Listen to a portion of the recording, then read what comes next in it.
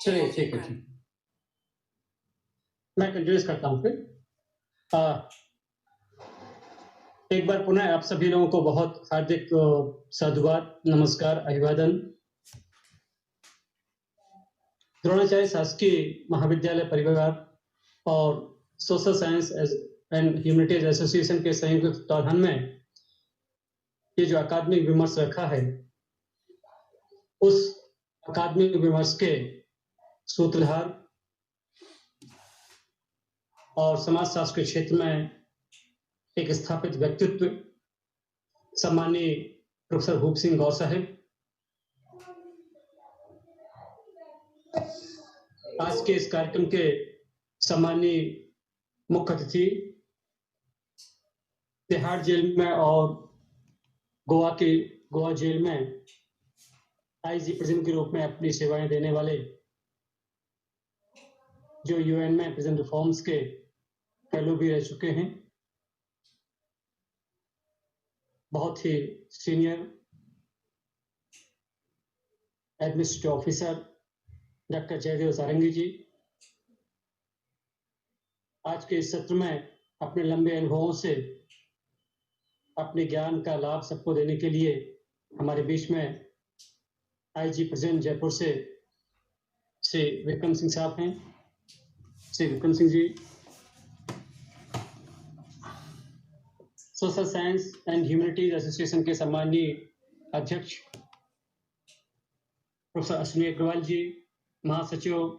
Doctor Arun महाला जी, प्राचार्य और इस कार्यक्रम की संरक्षक डॉक्टर पूजा खुल्लर जी, एडवोकेट सीमा संधू जी, और इस पूरे कार्यक्रम के नींव में रहने वाले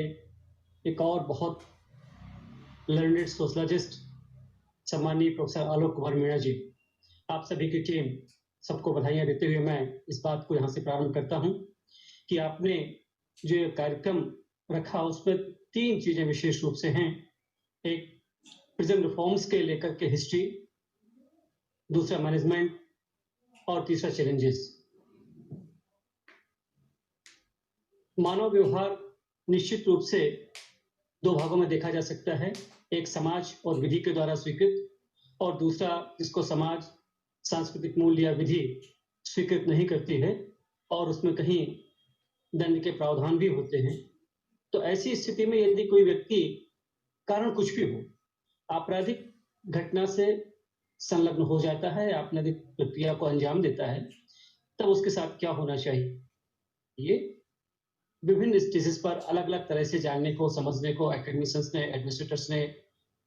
और जो भी विचारक रहे उन्होंने आधार दिया। और शायद यही एक वो तरीका था, यही एक वो आधार था जब व्यक्तियों के आपराधिक कृत्य के एवज में उनको सुधारने या दंड देने के लिए कारावास की व्यवस्था का जन्म हुआ होगा। जहां पर ऐतिहासिक दृष्टिकोण से हम इसको देखने की कोशिश करते हैं तो बहुत लंबे इतिहास पर मैं प्रकाश नहीं डालना चाहूंगा कि हमारा मुख्य मकसद इतिहास के सामान्य पक्ष को देखना उसके बाद वो उसका जो मैनेजमेंट है और जो वर्तमान में चैलेंजेस हैं उनको कैसे ठीक किया जा सकता है और कैसे हम लोग उसको फेस कर सकते हैं एकेडमिशियंस के रूप में, रिसर्चेस के लिए क्या नए टॉपिक्स आ सकते हैं, उस पर मैं ज्यादा फोकस करना चाहूंगा। तो 2 भागों में हम ऐतिहासिक परिप्रेक्ष्य को देखते हैं, एक जब बहुत वैज्ञानिक स्वरूप इसका नहीं हुआ करता था और दूसरा जब इसमें धीरे धीरे वैज्ञानिकता आई। भारतीय परिप्रेक्ष्य की यदि हम बात करते हैं तो एक ड्रास्टिक चेंज आता है 1919-20 की जेल रिफॉर्म कमेटी के समय से, और इसके पहले की जो सारी व्यवस्थाएं थी वह कठोर दंड, अवैज्ञानिक स्वरूप की बात किया करते थे। यदि हम बहुत पुराने काल में नहीं जाते हैं तब 16वीं सेंचुरी के आसपास, लेकिन धीरे धीरे बदला हुआ स्वरूप आया। यह महसूस किया जाने लगा कि जो प्राकृतिक न्याय का सिस्टम है, उस प्राकृतिक न्याय में ये व्यक्तियों के व्यवहारों को किस तरह से हम समझ सकते हैं, कैसे उन पर नियंत्रण कर सकते हैं और कैसे अपराध पर नियंत्रण करने के कार्य किए जा सकते हैं। 1919-20 की जेल रिफॉर्म कमेटी के साथ ही बहुत से कार्यक्रम चालू होते हैं। लॉर्ड मैकाले का प्रयास बीच में इसमें कहीं हम लोग जोड़ सकते हैं कि उन्होंने किस तरह के प्रयास किए, लेकिन एक ड्रास्टिक चेंज आता है जब यूनाइटेड नेशंस के तकनीकी सलाहकार के रूप में वाल्टर सी रेकलेस हमारे यहाँ अकादमिक भ्रमण पर आते हैं और उन्होंने न केवल भारतवर्ष में परंतु भारतवर्ष के आसपास के देशों में भी जेलों का अध्ययन किया और जेलों का अध्ययन करने के बाद में 1957 में उन्होंने अपने कुछ सजेशंस भी यहाँ पर प्रस्तुत किए। वो जो सुझाव थे वाल्टर सी रेकलेस के, वो बड़े महत्वपूर्ण हो जाते हैं जेल रिफॉर्म की प्रक्रिया के लिए। और केवल वाल्टर सी रेकलेस के वो प्रयास नहीं, वरन उनके बाद जो कार्यक्रम संचालित हुए जिसमें उन्होंने विशेष रूप से ये कहा था कि राष्ट्र स्तर पर जेल महानिरीक्षकों के लिए कुछ विशेष अधिवेशन, आदर्श कारागार की स्थापना और सुधार के कार्यक्रमों के लिए एक दिशा की जानी चाहिए। मैं केवल कुछ कमिटीज के नाम भर यहाँ पर प्रस्तुत करना चाहूंगा ऐतिहासिक परिप्रेक्ष्य के दृष्टिपात के लिए। मुल्ला कमेटी की रिपोर्ट हो, कृष्णा अय्यर कमेटी की रिपोर्ट हो, वेदराम समिति की बात हम भी करते हैं, MS गोरेक के जो प्रयास हैं उनको यदि हम लेते हैं तो ये जो लगातार 1919, 20, 20, 22, 21, 51, 57, 52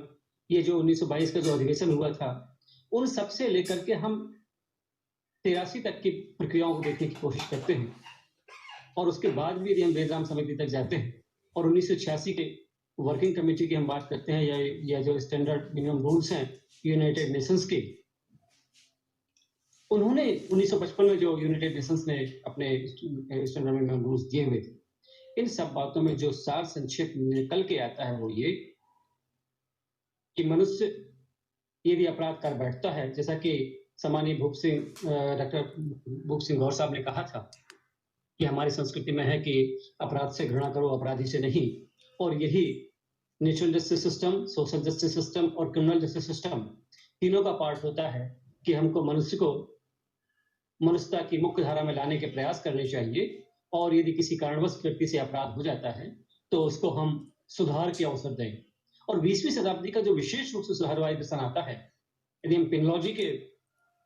विभिन्न स्कूल्स और अप्रोचेस की बात करते हैं तो इसमें जो 5th स्टेप है जिसको हम रिफॉर्मेटरी अप्रोच ऑफ पेनोलॉजी की बात करते हैं, तो यहाँ पर सीधी सी बात निकल के आती है कि व्यक्तियों का सुधार किया जाना, उनके पुनर्वास के लिए कार्य करना है और पुनर्स्थापना के लिए, पुनर्सामाजिकरण के लिए क्या किया जा सकता है। इसमें प्रिजन या कारागार एक माध्यम के रूप में बन सकता है और इसीलिए पूरा जो सुधारवादी दर्शन है वो दो बातों पर काम करता है। पहली बात, जो अपराधी हैं, दोष सिद्ध हो चुके हैं, उनको सजा के कारण से जेल में दिया जाता है, ना कि सजा के लिए। और दूसरी बात, उनको एक अवसर दिया जाता है कि वह अपने विचारों को, अपने कार्य को, अपने व्यक्तित्व को समाज की मुख्य धारा में लाने के लिए कुछ सीखें। और इसीलिए जो रिफॉर्मेशन, रिहेबिलिटेशन, रिसेटलमेंट का सिस्टम है वो पुनः दो बातों पर निर्भर करता है, एजुकेशन एंड ट्रेनिंग।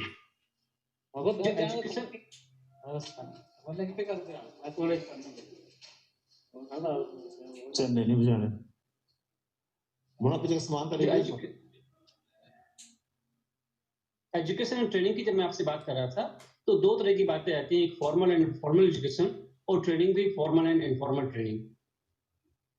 अब ऐतिहासिक परिप्रेक्ष्य पर मैं बहुत ज्यादा दृष्टिपात नहीं करना चाहूंगा, सीधा हम मैनेजमेंट सिस्टम एंड चैलेंजेस के ऊपर से आते हैं। और जब मैनेजमेंट सिस्टम और चैलेंजेस की बात करते हैं, हाँ, इसमें एक बात जरूर मैं ऐतिहासिक दृष्टिकोण से कहना चाहूंगा कि बंदी हित दिवस का कॉन्सेप्ट जो भारतवर्ष में है,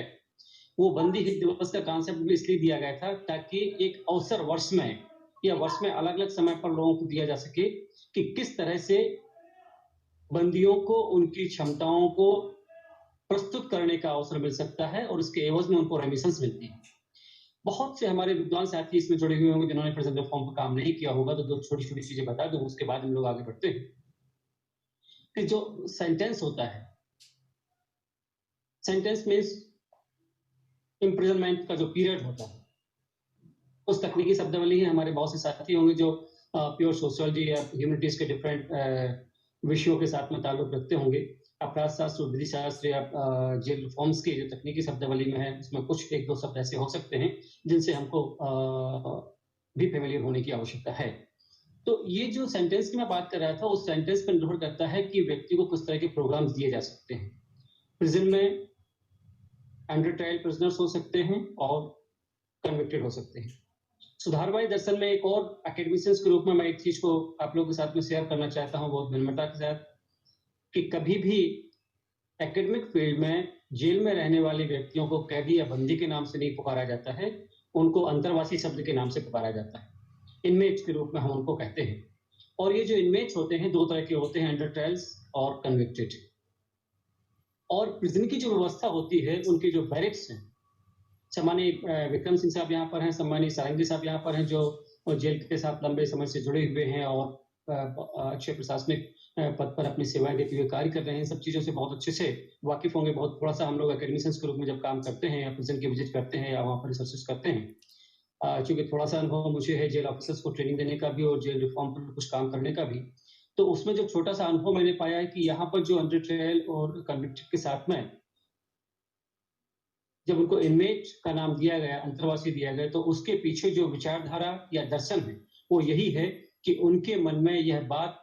किसी तरह से दी जाए कि उनको हम समाज की मुख्य धारा में लाने की बात कर रहे हैं। और इसीलिए कारागारों को उपचार पुकारा जाने लगा। अब यदि हम एकेडमिक फील्ड की बात करते हैं, तो एकेडमिक फील्ड में एक और बड़ा ड्रास्टिक चेंज आया है जब कारागार को बंदी गृह, बंदी खाना ना कह करके उसको उपचार गृह के रूप में या सुधार गृह के रूप में हम लोग अध्ययन करने की कोशिश करते हैं। और गवर्नमेंट ऑफ इंडिया ने, भारत सरकार के bureau of police research and development में एक और इसी का स्वरूप देखने को मिलता है, जो अधिकांश प्रदेशों में भी लागू हो चुका है, कुछ कर रहे हैं, कुछ किस जगह पे चालू हो चुका है, कि जो कारागार सेवाएं हैं उनको कारागार एवं सुधारात्मक सेवाओं के नाम से भी उनका नामकरण कर दिया गया है। Bureau of police research and development में एक स्पेशल विंग सुधारात्मक सेवाओं के नाम से ही तैयार है और इस तरह के अध्ययन के लिए, इस तरह के अनुसंधान के लिए और इस तरह के कार्यों के लिए वह सदैव सजग रहती है। मध्य प्रदेश की यदि हम विशेष रूप से बात करते हैं, तो मध्य प्रदेश में भी जो कारागार प्रशासन है उसको भी कारागार एवं सुधारात्मक सेवाओं का नाम दे दिया गया है और उस तरह से सुधार की सेवाओं के लिए काम किया। क्योंकि केवल एक ही बात नहीं, चैलेंजेस कई तरह के हो सकते हैं। केवल इनमेट के लिए चैलेंज नहीं है, जो ऑफिसर्स हैं उनके लिए भी चैलेंजेस है, जो कर्मचारी हैं उनके लिए भी चैलेंजेस हैं, जो डिपेंडेंट्स हैं उनके लिए भी चैलेंजेस हैं, dependents of victims, dependents of inmates. और जब हम प्रिजन रिफॉर्म की बात करते हैं, तो प्रिजन रिफॉर्म को हमको 3 लेवल पे देखना होता है। Reformation related to inmate, reformation related to officers and reformation related to other employees. इसके साथ ही साथ जो सुधार की सेवाएं हैं उसमें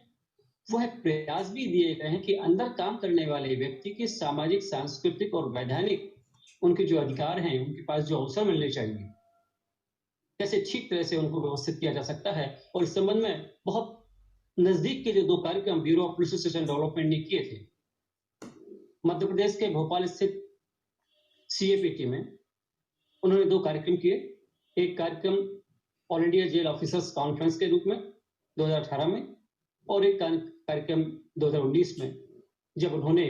इस बात को प्रयास किया था कि जो रेड सर्विसेज में रहने वाली महिलाएं हैं उनके कल्याण के लिए क्या हो सकता है। बहुत विस्तार से इस पर चर्चा हुई और विस्तार से चर्चा होने के बाद में बहुत से चैलेंजेस सामने निकल के आते हैं। इन सारे चैलेंजेस की मैं चर्चा करूं उसके पहले इनमेट्स के बारे में थोड़ी सी और संक्षेप में चर्चा कर लेना चाहता हूं। जब इनमेट जेल के अंदर होता है, उनके क्लासिफिकेशन होते हैं, हिस्ट्री तैयार कर ली जाती है, जो टिकट सिस्टम्स होते हैं उसके आधार पर, और यहाँ पर उनको जो वेलफेयर के लिए प्रोग्राम दिए जाते हैं उसमें कहीं ना कहीं रेमिशन भी है, कहीं ना कहीं टेम्परेरी रिलीज भी है, प्रोविजन भी है और पैरोल भी है। प्रोविजन तो पहले का हिस्सा हो जाता है जब माननीय न्यायालय के द्वारा प्रोविजन एक्ट या अन्य नियमावलियों के अंतर्गत उनको सुधार के लिए समाज की मुख्य धारा में जाने का अवसर मिलता है। लेकिन जब वो इंस्टीट्यूशनल करेक्शनल प्रोग्राम के लिए प्रिजन के अंदर होते हैं, तब बेहतर से बेहतर कार्य करें, क्योंकि व्यक्ति कोई भी कार्य करता है तो या भय के कारण से करता है या रिवॉर्ड पाने के लिए करता है। यदि उसको इम्प्रिजनमेंट एंड जो मैंने सेंटेंस का शब्द दिया हुआ था, यदि उसको लॉन्ग टर्मर्स है, वो शॉर्ट टर्मर्स जो भी है, यदि उनको कुछ इस तरह के अवसर मिलते हैं कि हम बेहतर काम करेंगे, हमारा प्रस्तुतिकरण बेहतर होगा, तो हमें कुछ रेमिशंस मिलेगी और उस रेमिशंस के कारण से उनकी जो रिहाई है वो बहुत पहले भी हो सकती है। इसलिए वह बेहतर तरीके से काम करने की कोशिश करते हैं और उनमें जो डिसिप्लिन तैयार होता है वो ज्यादा बेहतर होता है। अदरवाइज एक छोटे से स्थान में ढेरों अपराधी बंद हैं और छोटी सी जेल की जो फोर्स है वो उनको कंट्रोल करने के लिए काम करती है, तो उनको कंट्रोल करने के लिए केवल और केवल उनकी स्किल्स वहां पर काम आते हैं। और वो जो स्किल्स होती है वह काउंसलिंग सिस्टम के आधार पर भी कर सकते हैं, ऑब्जर्वेशंस के आधार पर भी कर सकते हैं, अन्य चीजों के आधार पर भी कर सकते हैं। तो प्रिजन के अंदर जब लोगों की बात होती है तो उनको एजुकेशन, फॉर्मल एजुकेशन के लिए स्कूल्स भी जेल के अंदर देखने को मिल सकते हैं और वहां पर स्कूल टीचर्स की भी व्यवस्थाएं होती हैं। और इसके एवज में यदि कोई इनमेट किसी तरह की बोर्ड परीक्षा या किसी डिग्री परीक्षा को हासिल करता है तो इसके एवज में उसको रेमिशन मिलती है। वो अपने दैनिक जीवन के क्रियाकलापों में साफ सफाई और अनुशासन प्रियता को दिखाता है तो उस पर रेमिशन उसको मिलती है। किसी सांस्कृतिक कार्यक्रमों में या ऑफिस के कार्यों में सहभागिता को जब वो दर्शाते हैं तो उनको रेमिशंस मिलती है। ये रेमिशंस जुड़ते जुड़ते उनकी जो टोटल सेंटेंस है उसमें से वो हिस्सा कट जाता है। फॉर एग्जाम्पल 5 इयर्स की उनको इम्प्रिजनमेंट होती है तो 50% ऑफ द सेंटेंस यानी 2.5 वर्ष तक का इनको मैक्सिमम रेमिशन मिल सकता है। तो ये 5 वर्ष के स्थान पर 10 वर्ष में अपने जेल के सजा को भुगतने के बाद में बाहर आ सकते हैं। ये जो उनके अंदर एक रुचि पैदा होती है कि हम अच्छा काम करें, हम कुछ सीखें। इवन इंडस्ट्रियल या वोकेशनल ट्रेनिंग प्रोग्राम में जब वो होते हैं तो उस इंडस्ट्रियल और वोकेशनल प्रोग्राम की जो ट्रेनिंग लेते हैं उस ट्रेनिंग के एवज में भी रेमिशन मिलता है। ना केवल इतना, वरन उसके एवज में जो उत्पाद पैदा करते हैं वो उसका जो रेम्यूनरेशन होता है वह भी उनको मिलता है। और यदि मध्य प्रदेश के संदर्भ में मैं आपसे बात करूं तो यह 3 भागों में रेम्यूनरेशन बढ़ जाता है। विक्टिम्स के लिए, डिपेंडेंट्स ऑफ द इनमेट के लिए और इनमेट के लिए समय समय पर उनको किस तरह से इसका डिस्ट्रीब्यूशन करना है ये हो जाता है। और कुछ शासकीय और कुछ एनजीओ के प्रयासों के माध्यम से इनको सीखे गए जो व्यवसायिक पाठ्यक्रम हैं उनके आधार पर जेल से छूटने के पश्चात उद्योग स्थापना, रोजगार स्थापना इत्यादि के लिए भी अवसर मिलते हैं। बहुत छोटे से हमने जो रिसर्चेस किए उसमें पाए कि बहुत से ऐसे लोग हैं जो उसके बाद समाज में आते हैं। किसी ने कारपेंटर का काम चालू किया, किसी ने बुक बाइंडर का काम चालू किया, किसी ने डिटर्जेंट बनाने का काम चालू किया, किसी ने दरी या निवार बनाने का काम चालू किया, कोई प्रिंटिंग प्रेस पर काम करने लगता है, इलेक्ट्रॉनिक और अदर इक्विपमेंट्स रिलेटेड जो उनका रिपेयरिंग का काम है उसको करते हैं, कंप्यूटर रिलेटेड वर्क करते हैं। महिलाओं के लिए ब्यूटी पार्लर के कोर्सेज वहां पर मिल सकते हैं, पर्स मेकिंग की प्रोग्राम देखने को मिलते हैं, बैम्बू वर्क होता है, इस डिटर्जेंट एंड पाउडर बनाने का काम होता है, मूर्ति कला होती है। भोपाल में तो एक गुड़िया घर बनाया गया है जो केवल इसलिए है कि जो वहां पर जेल में रहने वाली महिलाएं हैं और यदि वो इस तरह के डॉल्स अपने अपनी रुचि के आधार पर, अपनी क्षमताओं के आधार पर। और छत्तीसगढ़ के जगदलपुर में तो लकड़ी का कास्ट कला इतनी बेहतर होती है कि उसको यदि आप मुक्त समाज के कलाकारों के साथ में जोड़ने की कोशिश करेंगे या बस्तर में ही जो ब्रॉथ वर्क होता है उन सब में जो इमेज है वो बहुत पारंगत होता है। कुछ ऐसी तरह इस तरह के इवन कुछ और चीजें यहाँ पर मैं आपके साथ शेयर करना चाहता हूँ कि जब कभी भी गणतंत्र दिवस के अवसर पर झांकियां निकलती हैं जिला प्रशासन के माध्यम से तो उसमें जो जेल के बैंड होते हैं उनकी जो प्रस्तुतियां होती हैं, राष्ट्रभक्ति के जो गीत होते हैं वो इतना बेहतर उनका कार्यक्रम होता है। इसका मतलब क्या हुआ कि कहीं ना कहीं व्यक्ति के अंदर में क्षमताएं हैं कि वह सोसाइटी के लिए बेहतर से बेहतर काम कर सकता है, केवल उनको अवसर देने की बात होती है। और इसलिए जब प्रिजन रिफॉर्म की बात आती है तो एक जो स्टेज है वो programmes related to inmate, institutional correctional programme and non institutional correctional programme. Institutional correctional programme के अंदर मैंने इन बातों की जिक्र किया कि ये इस तरह से हो सकता है और वहां पर क्लासिफिकेशन ऑफ प्रिजनर्स भी होता है क्योंकि लॉन्ग टर्मर्स और शॉर्ट टर्मर्स को अलग रखना चाहिए, जो रेसिडिविस्टिक्स हैं उनको अलग रखा जाना चाहिए, जो एक्सीडेंटल ऑफेंस करके आ जाते हैं, फर्स्ट ऑफेंडर्स होते हैं, छोटे छोटे किस्म के अपराध उनसे परिस्थितिवश घटित हो जाते हैं, ताकि जो हैबिचुअल या प्रोफेशनल क्रिमिनल्स हैं उनसे उनका संपर्क कम से कम रहे, ये कोशिश होती है। लेकिन धार्मिक और नैतिक शिक्षा देने का काम भी वहां पर होता है। योगा और खेलकूद की गतिविधियां भी जेल के अंदर उनके पाठ्यक्रम में समाहित होती हैं केवल इसलिए ताकि उनको एक व्यवस्थित और समाज की मुख्य धारा में स्थापित होने वाला व्यक्ति बनाया जा सके। और इसके लिए कन्विक्ट ऑफिशियल्स का भी प्रोग्राम होता है कि जो जेल के अंदर प्रशासकों को उनके कार्यों में सहभागिता के साथ अपना योगदान देते हैं। कुछ कन्विक्ट में नाइट वॉचमैन भी होते हैं, कुछ कन्विक्टेड इंस्ट्रक्टर भी बन जाते हैं जो काम सीख रहे हैं और वो स्वयं उनको काम सिखाने की कोशिश करते हैं। तो इस तरह से उनको जिम्मेदारी का एहसास भी दिलाया जाता है कि आप कर सकते हैं। और जब जिम्मेदारी का एहसास होता है तो व्यक्ति के अंदर की क्षमताएं पैदा होती हैं, उनको मंच मिलता है, काम करने की कोशिश करते हैं। लेकिन प्रिजन रिफॉर्म केवल यहाँ तक आके बंद नहीं होता है। प्रिजन रिफॉर्म के लिए वो चीजें भी हैं कि जो हमारे इनमेट्स को संभालने वाले कर्मचारी और अधिकारी लोग हैं, उनके लिए रिफॉर्म के लिए क्या है। अभी मैं bureau police research and development की जिस कॉन्फ्रेंस और सेमिनार की बात कर रहा था या जो मीट की बात कर रहा था, उसमें बहुत से प्रश्न निकल के आते हैं। ये हम जब कभी कुछ रिसर्च अध्ययन को पढ़ते हैं या स्वयं अध्ययन करने की कोशिश करते हैं, तो एक प्रश्न पैदा होता है कि जो जेल सर्विसेज के नाम से लोग हैं, खासकर कांस्टेबल या प्रहरी और हेड प्रहरी इत्यादि के रूप में, तो उन्होंने कुछ प्रश्न बताए कि जब वो सोसाइटी में होते हैं और यदि उनको मकान किराए का भी लेने होता है तो उनको वो सम्मान या उतनी सहजता से नहीं मिलता है जिस तरह से पुलिस डिपार्टमेंट के लोग या अन्य डिपार्टमेंट के लोग एजुकेशन के लोगों को आसानी से देते हैं, क्योंकि जेल के नाम से लोगों को थोड़ा सा भय सा लगता है, ये दूरी बना के रखती है। अब लेकिन जब जेल का नाम सुधारात्मक सेवाएं दे दिया गया, तब उनके साथ में जो बिहेवियर है वो अपेक्षाकृत बदल जाता है, एकदम से चेंज होता है। ये उन अनुभवों को मैं बता रहा हूं जो विभिन्न कर्मचारियों के द्वारा अपने जीवन के विभिन्न क्षेत्रों में उनको देखने को मिले, सुनने को मिले और उसके आधार पर उन्होंने इस चीज को जिक्र किया। तो क्या केवल नाम के बदल देने से हमारे पास में कुछ संशोधन हो सकता है? और निश्चित रूप से सुधारवादी दर्शन पैदा हो रहा है, तो यदि हम कारागार को कारागार के साथ में सुधारात्मक सेवाओं का नाम दे रहे हैं और उससे कर्मचारियों के मन में एक समाज के अंदर स्थापना, आत्मविश्वास से सम्मान का भाव बढ़ रहा है, एक्सेप्टेबिलिटी ज्यादा बेहतर हो रही है, तो निश्चित रूप से इस तरह के जो नामकरण की स्थितियां होती हैं उस पर भी ध्यान दिया जाना चाहिए, जो कि राज्य शासन कुछ जगहों पर और केंद्र शासन ने अपने स्थान पर इन चीजों को प्रारंभ कर दिया। अधिकारियों के लिए भी कुछ चीजें जो लिमिटेशंस की बात होती है, फॉर एग्जाम्पल माननीय न्यायालय के पास इनमेट को पेशी के लिए जाना है, वहां पर पुलिस फोर्स पर्याप्त मात्रा में उपलब्ध है या नहीं, इस तरह कुछ समस्याएं होती हैं। लेकिन अब न केवल लोक अदालत वरन ऑनलाइन या कॉन्फ्रेंस के माध्यम से पेशी का होना, ये बहुत से प्रदेशों की बहुत सी जेलों में कर दिया गया है, ताकि जो पुलिस बल के या सुरक्षा बल के या अन्य संसाधनों की कमी है, उस कमी से भी छुटकारा मिल सके, उसको कम किया जा सके और बेहतर से बेहतर स्थान दिलाने की कोशिश की जा सके रिफॉर्मेशन की प्रक्रिया में। रिफॉर्मेशन की इसी प्रक्रिया में अभी मैं बात कर रहा था कि जो महिलाएं हैं जो जेल प्रहरी से लेकर के जेल अधिकारी के रूप में काम करती हैं, उनके सामने भी कुछ समस्याएं विशेष रूप से आती हैं कि इनको कुछ विशेष समय में कुछ विशेष किस्म की छूट या अवकाश या कुछ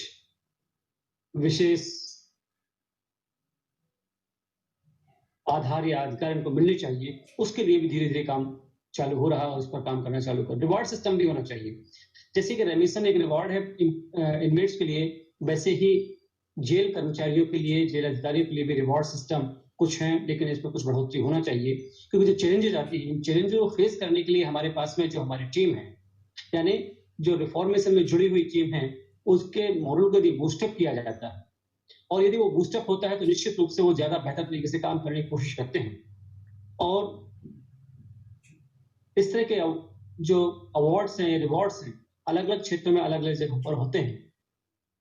लेकिन महिला प्रहरियों के लिए इस तरह का कोई अवार्ड अभी तक देखने को नहीं मिल रहा था। और जब वो अधिवेशन हुआ bureau of police research and development और सीएपीटी और मध्य प्रदेश कारागार एवं सुधारात्मक सेवाओं के संयुक्त तत्वाधान में, तो उस पूरी प्रक्रिया के दौरान में जो रिकमेंडेशंस कुछ तैयार हुई थी, उस रिकमेंडेशंस में ये भी आए कि जो बेहतर से बेहतर काम करने वाली महिला प्रहरी या अधिकारी हैं, उनके लिए ज्योति अवार्ड के नाम से कुछ अवार्ड दिया जा सकता है। ये बड़े संयोग की बात है कि उस अधिवेशन में मैं भी वहां पर सहभागिता कर रहा था और इन सब चीजों को शेयर करने का मुझे मौका मिला हुआ था। एनीवे, तो मैं जो इस तरह की बातें कर रहा हूँ कि जो जब चैलेंजेस की हम बात करते हैं, तो जो चैलेंजेस आती हैं उससे निपटने के लिए दो तरह के कार्य हमारे पास होते हैं। एक जब हम फॉर्मल सिस्टम के साथ काम करते हैं, दूसरी जब हम इनफॉर्मल वैल्यूज के साथ काम करते हैं। फॉर्मल सिस्टम में गवर्नमेंट की जो पॉलिसीज हैं उनको लेके काम किया जा सकता है और इनफॉर्मल सिस्टम्स में बेस्ट प्रैक्टिसेस के नाम से कुछ होता है और प्रिजन के अंदर भी जो बेस्ट प्रैक्टिसेस हैं उन बेस्ट प्रैक्टिसेस के लिए काम करके उनको हाईलाइट करके उनको एक दूसरे प्रिजन के साथ या अधिकारियों के साथ या प्रदेशों के साथ में या कॉन्फ्रेंस या मीटिंग से वेबिनार्स के माध्यम से जब शेयर किया जाता है तो उन बेस्ट प्रैक्टिसेस को दूसरे प्रिजन के अंदर में भी लागू कराने में फायदा मिल जाता है चांस में। दो छोटे से दृष्टांत केस स्टडीज के रूप में मैं आपको देना चाहूंगा।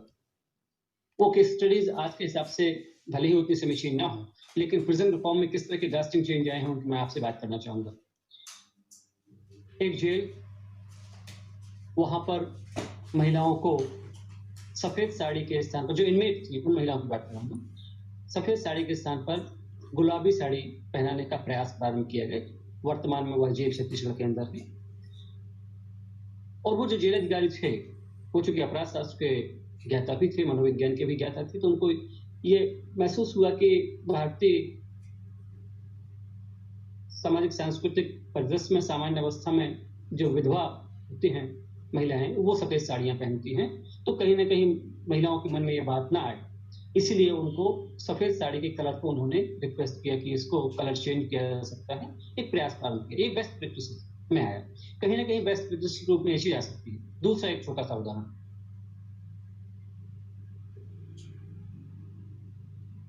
ये तकरीबन 20 साल पुरानी घटना है।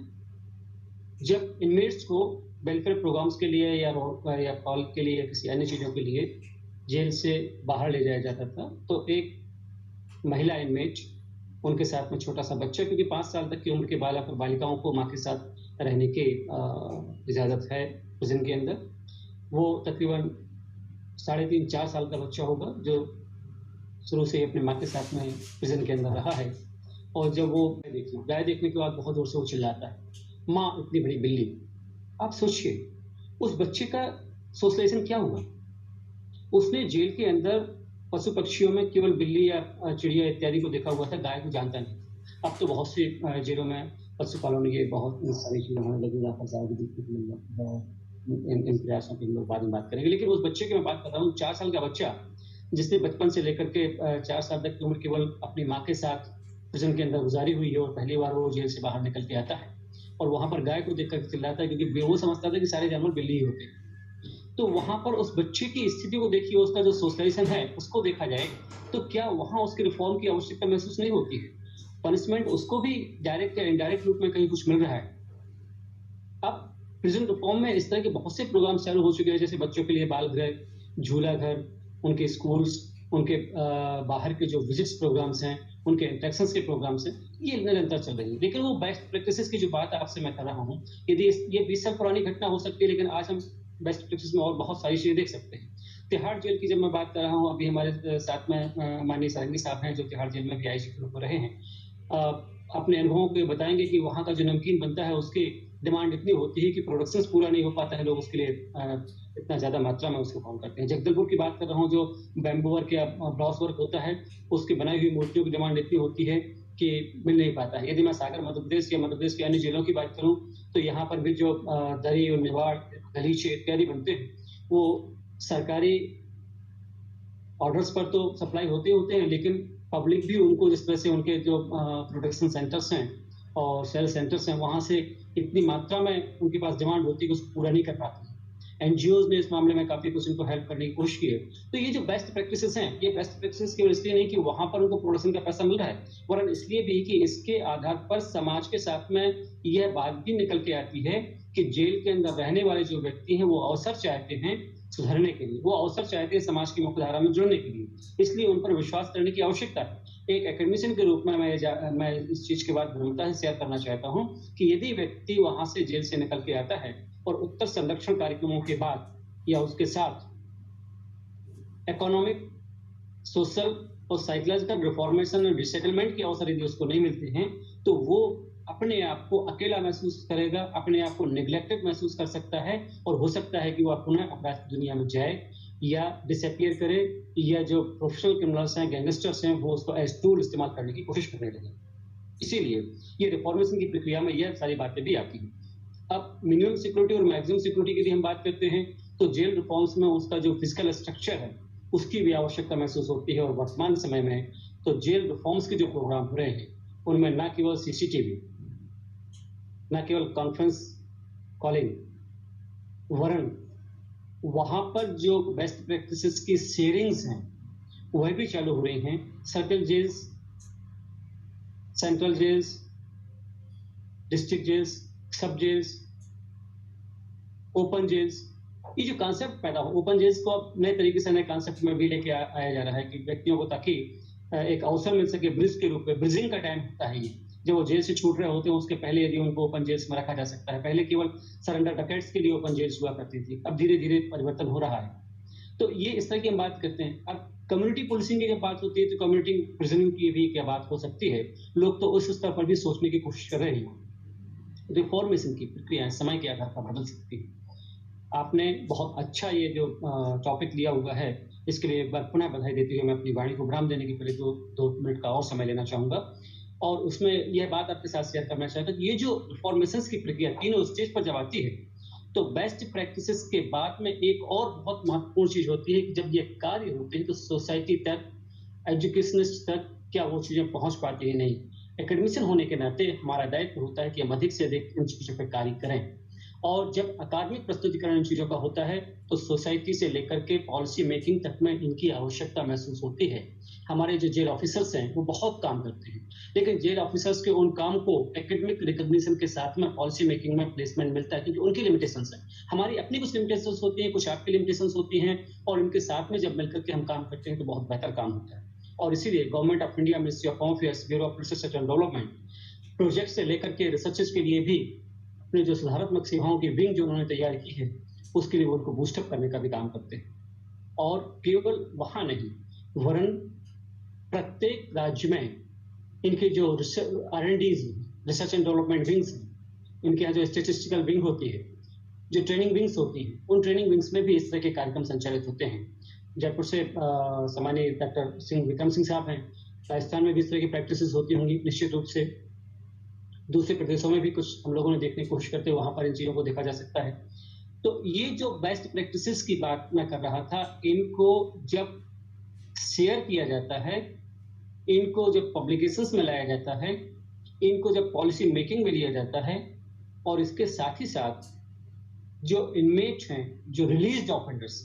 उन रिलीज्ड ऑफेंडर्स के लिए जो एड सोसाइटीज होती है, क्योंकि वो बहुत महत्वपूर्ण काम होता है कि यदि इम्प्रिजनमेंट के टाइम पे हमने जेल के अंदर तो उनको सारा सहयोग दिया, सारी काउंसलिंग दी, सब कुछ किया, लेकिन क्या छूटने के बाद में जब उनको काउंसलिंग की आवश्यकता होती है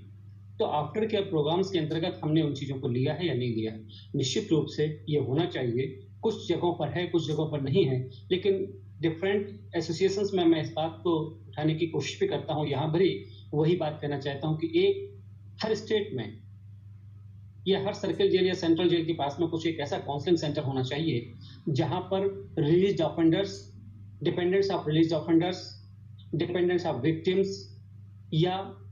जेल ऑफिसर्स, जेल एम्प्लॉइज, ये अपनी अपनी चीजों को वेलफेयर प्रोग्राम्स के लिए आपके साथ में संपर्क कर सकते हो। केवल इनमेट के लिए नहीं, केवल रिलीज्ड ऑफेंडर्स के लिए नहीं, वरन जो कर्मचारी हैं प्रिजन सिस्टम में, जो अधिकारी हैं प्रिजन सिस्टम में, जो फैमिली मेंबर्स हैं, dependents of the jail employees, क्योंकि प्रिजन रिफॉर्म में एक और चीज होती है, कहीं ना कहीं परिवार के वो सदस्य जिनके परिवार के मुखिया या परिवार का कोई व्यक्ति हमेशा जेल की सर्विसेज में संलग्न रहता है और बच्चों के सोशलाइजेशन से लेकर के उनके लिए अपनी जो ड्यूटीज देने का समय विशेष रूप से होता है, उनको शायद अपने बेहतर तरीके से पार्टिसिपेट नहीं कर पाते, तो क्या उनके बच्चों को वो सारी फैसिलिटीज मिल सकती हैं जो अदर डिपार्टमेंट्स के लोगों को मिल पाती है? एक जगह से ट्रांसफर होने के बाद दूसरी जगह ट्रांसफर पर जब जाते हैं तो क्या सेंट्रल स्कूल्स में उनके लिए कुछ निश्चित रूप से कोटा फिक्स है तो ठीक है, नहीं तो वो होना चाहिए। मेडिकल फैसिलिटीज गवर्नमेंट के प्रोग्राम्स के अंतर्गत dependents of the jail employee, prison employee, चाहे वो क्लास 3 हो, क्लास 4 हो या ऑफिसर्स हो, क्या इनके लिए वो मेडिकल फैसिलिटीज हैं? स्पेशल फैसिलिटीज किसी अन्य चीजों में, जब त्योहार का अवसर होता है, बाकी लोग घर में त्योहार मना रहे होते हैं, लेकिन जेल के जो एम्प्लॉइज होते हैं वो व्यवस्था करने के लिए जेल में अन्य कर्मचारियों के साथ, अन्य अधिकारियों के साथ और अन्य इनमेट्स के साथ होते हैं, लेकिन अपने बच्चे और अपने परिवार के लोगों के साथ में वो त्योहार नहीं मना पाते। उस दौरान छोटा-सा बच्चा, उनकी पत्नी या उनके पति या उनके बुजुर्ग माता-पिता या उनके परिवार के लोग या उनके पड़ोसी, इवन उनके रिश्तेदार, ये जानने की कोशिश करते हैं कि आज आप हमारे साथ क्यों नहीं हैं? क्या बाद में कभी उनको उस तरह के अवसर मिलते हैं कि वो त्योहार 1 हफ्ते, 10 दिन या 15 दिन के बाद में वो उस तरह के वेकेशंस को सेलिब्रेट कर सकते हैं? ये बातें भी प्रिज़न रिफॉर्म के अंतर्गत आती हैं, जिनको हम लोग बहुत गंभीरता से सोच पाते हैं या नहीं सोचना चाहिए। पॉलिसी मेकिंग से लेकर के रिसर्च तक, रिसर्च से लेकर के प्रैक्टिस तक, इन सब चीज़ों में आना चाहिए। समय बहुत बुरा है, 30 मिनट का अवसर था, मुझे निश्चित रूप से 30 मिनट का हिसाब करना चाहिए। कुछ बिंदुओं पर मैंने आप लोगों से चर्चा की, कुछ बिंदु छूटे हुए हैं। हमारे बीच में विक्रम सिंह साहब हैं, सारंगी साहब हैं, आलोक मीणा साहब हैं, सिंह राव साहब हैं और गुड़गांव एंड रूप सिंह जी, आप लोगों ने काफी अच्छा डिस्टिंग्विश्ड पैनल लाइन अप किया हुआ है। It's a balance of academics and field personal, so काफी इंफॉर्मेटिव डिस्कशन मेरे को भी सुनने को मिला। जैसे आपने बताया, तो मैं थोड़ा इंट्रोड्यूस कर लूं कि मैं फॉर्चुनेटली कहिए या जैसे भी कहिए, मैं इंडिया में पहला आदमी हूँ जो पहला आईएएस अफसर हूँ जो एसपी तिहाड़ जेल रहा, डीआईजी तिहाड़ जेल रहा, आईजी तिहाड़ जेल रहा, आईजी गोवा रहा और यूएन जेल एक्सपर्ट रहा। इसके बाद sociologist Delhi school of economics से था, तो आईआईटी दिल्ली में पीएचडी करने का भी मौका मिला, जिसमें कि मैंने प्रिजन मैनेजमेंट के ऊपर पीएचडी किया। फिर यूनाइटेड नेशंस ने मौका दिया, तो यूएनओडीसी में लगभग 5 साल दुनिया भर में प्रिजन रिफॉर्म्स के ऊपर काम करके देखने को मौका मिला काफी। तो ये ऊपर वाले की देन है कि मेरे को फील्ड में काम करने का मौका मिला, एसपी, डीआईजी, आईजी लेवल में, फिर अंतर्राज्यीय लेवल में काम करने को मिला और पीएचडी करने का और सोशलिस्ट होने का तो अपने आप में फायदा था। तो ये विरासत में मिला मेरे को। बाकी जो डिपार्टमेंट्स में मैंने काम किए सिविल सर्विस के दौरान, आईएएस में बाकी राज्यों में काम किए, लेकिन ये मेरे साथ हमेशा जुड़ा रहा कि जो एकेडमिक्स एक्टिविटीज हैं उसमें मैं कभी भी मौका मिलता है कंट्रीब्यूट करने का, तो मैं पिछले 30-35 साल से ये करता आया। तो अब आप लोगों ने काफी डिटेल में डिस्कशन किए, जैसे दिवाकर जी ने जेल प्रशासन के इतिहास और मैनेजमेंट के बारे में बहुत अच्छा कहा, विक्रम सिंह जी ने अपने जो जेल के अंदर जो समस्याएं अभी भी हैं उसके बारे में कहा। मैं आप बीती से ज्यादा बताना चाहूंगा, क्योंकि आप में से जो चाहेंगे, जहां पर चाहेंगे तो अंग्रेजी में बोलना पसंद करेंगे तो अंग्रेजी में स्विच ओवर कर लूंगा, और हिंदी में कहेंगे तो हिंदी थोड़ा उतना ज्यादा मजबूत नहीं है। सर आप है ना, आप जिसमें कंफर्टेबल फील करें उसमें बोलिए please. Thank you. So basically prison reforms is something which is in an evolution stage. जैसे some of you have already told, initially जब British time was there and the jail manuals were made by the British government, obviously what was their intention? Intention was custody, safe custody of the people, and correction was not a priority at that point in time. Because freedom movement के समय जिन लोगों को jail के अंदर बंद करना था, वो सुधरे ना सुधरे कोई फर्क नहीं पड़ता, क्योंकि कुछ लोगों को अंडमान में आपने काला पानी में भेज दिया। मैं अंडमान एडमिनिस्ट्रेशन में भी काम किया हूँ, तो वहां पर जाके देखने से लगता है कि what kind of punishment they were giving. The punishment was such, it could be in no way you can call it like correctional or anything. But ये एक आदमी को you withdraw from this society and put him in a place so that he is not a nuisance, but you are not interested in his welfare. तो उस जैसे मनोभाव के साथ जब इन्होंने स्टार्ट किया था, तो जेल मैनुअल भी उसी हिसाब से बना होगा। तो आप देखेंगे जैसे कुछ अफसरों ने अभी बताया कि करेक्शनल स्टाफ इंडियन जेल्स के अंदर कितने हैं, अपनी बजट में से कितना पैसा करेक्शंस के लिए दिए जा रहे हैं। जब मैं सन 87 में मैं तिहाड़ जेल में सुपरिंटेंडेंट ज्वाइन किया। जब चार्ल्स सोराह तिहाड़ जेल से भाग गए थे तो उस समय मुझे लगाया गया, मैं एसडीएम था दिल्ली में, मुझे कहा गया कि भाई चार्ल्स सोराह चला गया, आप जाके संभालिए। तो उस समय जब मैं जाके देखा, जब तिहाड़ जेल एक ही जेल होता था दिल्ली के अंदर, अब इतनी बड़ी जेल के अंदर लोगों को लॉकअप करना और सेफली उनको रखने के बाद उनको सुबह गिनती करा के रखना, इसके अलावा ज्यादा कुछ प्रायोरिटी में नहीं रखा था। क्योंकि सोशल वेलफेयर डिपार्टमेंट के जो 1 या 2 लोग आएंगे, जो करेक्शनल स्टाफ कहा जा सकता है, कोई टीचर नहीं होगा, कोई कुछ नहीं होगा, मेडिकल स्टाफ के नाम से 2 या 3 डॉक्टर पुल होंगे पूरी जेल के अंदर। तो उस तरह की व्यवस्था में आप ह्यूमन राइट्स को और करेक्शन को लो प्रायोरिटी देते हुए आपने कस्टडी को एक प्रायोरिटी दिया। कस्टडी पे बिल्डिंग जो बने हुए हैं वो कस्टडी के लायक था कि जिसके अंदर इस तरह से रहे कि वो बंदा भाग ना सके, सेफली रहे, अपना हार्म ना करे। लेकिन वो सुधरता है या नहीं सुधरता है उसके लिए कोई चिंताधारा ही नहीं था। चिंताधारा ना होने का कारण आपको ना योगा टीचर था, ना एजुकेशन का कोई था, ना कोई वोकेशनल एजुकेशन की कोई अच्छी परिभाषा थी। 1 या 2 आदमी होंगे जो वोकेशनल एजुकेशन देंगे। अब वोकेशनल एजुकेशन के बारे में भी बहुत कुछ कहा जाता है। काफी सारे लोग आज भी क्लेम करते हैं कि हमने इस जेल के अंदर ये वोकेशनल ट्रेनिंग दे दिया। वोकेशनल एजुकेशन एक नीड बेस्ड ट्रेनिंग होनी चाहिए। अगर आप आज की तारीख में एक बंदा जो पढ़ लिख करके जाता है और समाज में कहीं पर नौकरी, अच्छी खासी नौकरी कर रहा है, उसको अगर उसकी आवश्यकता का हिसाब से या उसकी कैपेबिलिटी के हिसाब से आपने उसको वोकेशनल एजुकेशन नहीं दिया, उसको आपने टेलरिंग सिखा दिया, वो अगर बाहर टीचर था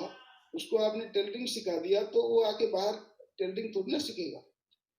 तो वो जो चिंताधारा में कमी रही, तो हुआ कैसे? आपने काफी सारे कमिटीज भी गिनाए। 1909 में हुआ, 1919 में हुआ, फिर आपके 86 में मुल्ला कमेटी का रिपोर्ट आया। एक बहुत बड़ा और रिवोल्यूशनरी रिपोर्ट था जो जस्टिस संतोष दुग्गल कमेटी का रिपोर्ट था,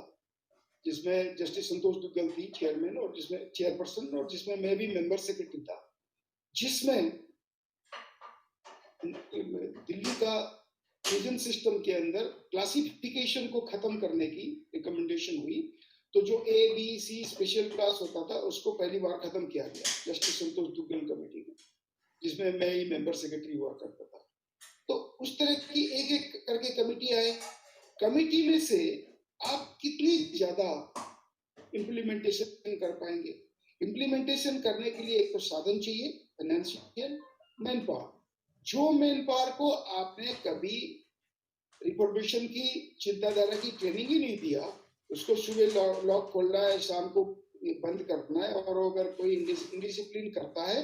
तो उसके साथ सख्ती से पेश आना है, यही ट्रेनिंग दिया अगर किया हुआ है, उसको अगर हम कहते हैं इसको काउंसलिंग भी तुम कर लो ना, उसके पास सामर्थ्य है। क्योंकि काउंसलिंग करना ये हर एक की बस नहीं है, ये बड़ा प्रैक्टिकल सिचुएशन है कि जिससे हम लोग कहते हैं कि मैं काउंसलिंग कर देता हूँ। काउंसलिंग करने के लिए you got to be trained,